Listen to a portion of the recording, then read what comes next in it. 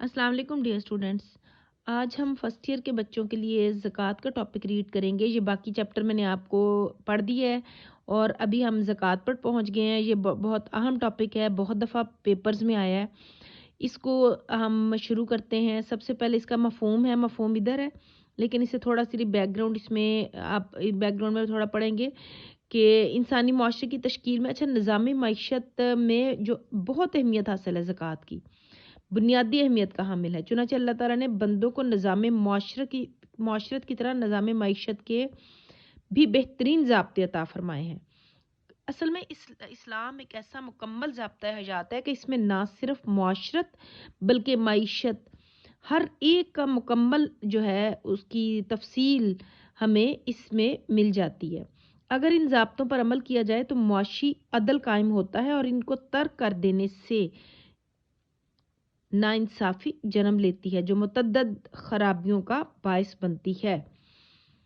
अल्लाह ताला के अता करदा मुआशी निज़ाम में ज़कात को बुनियादी अहमियत हासिल है। ज़कात की अहमियत का अंदाज़ा कुछ इससे भी लगाया जा सकता है कि कुरान पाक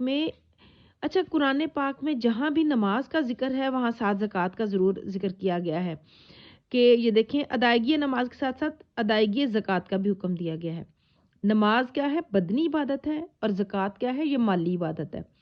निज़ाम ज़कात की हैसियत जो है उसके पेश नज़र हज़रत अबू बकर ने जिन लोगों ने ज़कात से देने से इनकार कर दिया हज़रत अबू बकर के दौर में, तो हालांकि वो कलमा गो थे, लेकिन आप हज़रत अबू बकर ने उनके खिलाफ जिहाद किया और फरमाया कि मैं अपनी ज़िंदगी में इन दोनों फ़राइज़ की तामील में कोई फ़र्क नहीं होने दूंगा। अब यहाँ पर आ जाएगा, यहाँ आप इसको हेडिंग ज़रूर लगाएं, ज़कात के लुग़वी मानी। ये जो है गाइड वगैरह में आपको मिल जाएंगे या आपकी कोई भी जो की बुक है आपके पास तो उससे आपको मिल जाएंगी।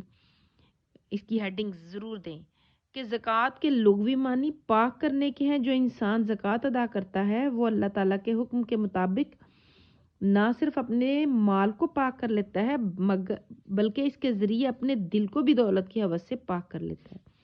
असल में ज़कात एक ऐसा निज़ाम है जिससे दौलत अमीरों से लेके गरीबों को दी जाती है और वहाँ पर जिस माशरे में इस्लामी माशरे में जहाँ पर ज़कात का निज़ाम सही मानों में राइज हो जाता है वहाँ पर अमीर अमीर तर होने नहीं पाता और गरीब गरीब नहीं रहता। ज़ाहिर है जब हर साल अमीरों से ज़कात उनके माल से पैसे लेके तो गरीबों को दी जाएगी तो जो है वो गरीबों की हालत बेहतर हो जाएगी। तो दौलत की हवस से पाक करता है और दौलत के मुकाबले में रब की मोहब्बत को अपने दिल में जगह देता है जिसके हुक्म पर वो दौलत को कुर्बान करता है। यानी अल्लाह की मर्जी से और अल्लाह के कहने के मुताबिक जो है ना वो ज़कात को अदा करता है। अदायगी ज़कात से ये भी अदायगी ज़कात से अच्छा ये है कि ज़कात अदा करने से उसको ये अंदाज़ा हो जाता है कि इंसान को कि वो जो हकीकी मालिक है वो उसके माल का वो अल्लाह ताला है, क्योंकि माल अल्लाह ने उसको दी है। हकीकत में इसकी मलकियत नहीं बल्कि अल्लाह ताला की दी हुई अमानत में से वो अदा कर रहा है। यानी अल्लाह ताला ने जो माल उसको दिया है उसमें गरीबों का हिस्सा है, इसलिए उसको ये माल जो है ना वो गरीबों को देना है, उनका हिस्सा है इसमें। और ये एहसास इसे मुआशी बेरा रवी से बचाता है और उसके तमाम अमाल को अहकाम इलाही का ताबे करता है। जब वो इस हुक्म को बजा लाता है तो उसको पता होता है कि हर मामले में अल्लाह के हुक्म की पैरवी करनी है। नबी करीम सल्लल्लाहु अलैहि वसल्लम के इरशाद के मुताबिक मुआशी मामला दीन का एक अहम हिस्सा है। जब इंसान दौलत जैसी नेमत अल्लाह ताला के हुक्म पर खर्च करता है तो अल्लाह ताला उसके इसार की कदर करते हुए इस खर्च शुदा माल को अपने ज़िम्मे करार देता है। ये और वादा फरमाता है कि बंदे का ये कर्ज वो कई गुना बढ़कर वापस करेगा। अब फिर कुरानी आयत का हवाला दें कि अगर तुम अल्लाह को कर्ज हसना दोगे इन तुकरिजुल्लाह कर्जन हसनन, अगर तुम अल्लाह को कर्ज हसना दोगे तो वो उसे तुम्हारे लिए कई गुना बढ़ा देगा और तुम्हें बख्श देगा और अल्लाह निहायत कदरदान बड़ा हिल्म वाला है। तो इसलिए ज़कात दे के इंसान के माल में कमी हरगिज़ नहीं होती बल्कि उसका माल बिल्कुल पाक और साफ हो जाता है। یہ نیکسٹ اس کو دیکھتے ہیں کہ نیکسٹ جو ہے یہ آیت ایک اور ہے، قرآن پاک کے حوالے سے ہے۔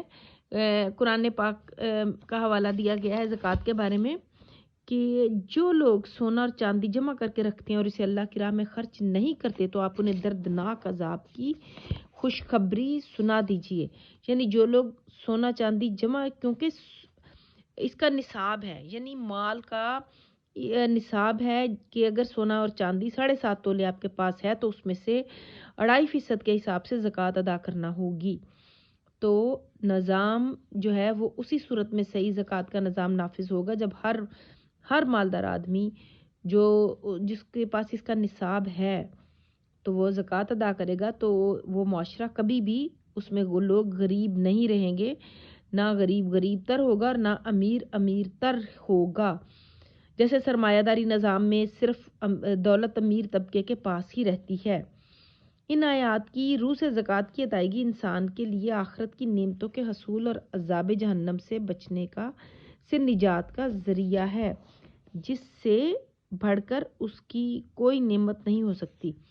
یہ ابھی ہم نے پڑھا ہے زکوٰۃ کا مفہوم، زکوٰۃ کی اہمیت، اور اب اس کے بعد زکوٰۃ کے فوائد، یعنی زکوٰۃ ادا کرنے کے فوائد کیا ہیں۔ یہ اس میں سے یہ میں آپ کی ٹیکسٹ بک سے پڑھ رہی ہوں، تو زکوٰۃ کے فوائد یہ آپ کی میں ایک اور بک ہے، میں اس سے آپ کو بتاتی ہوں کہ ہیڈنگز کون کون سی آپ دے سکتے ہیں۔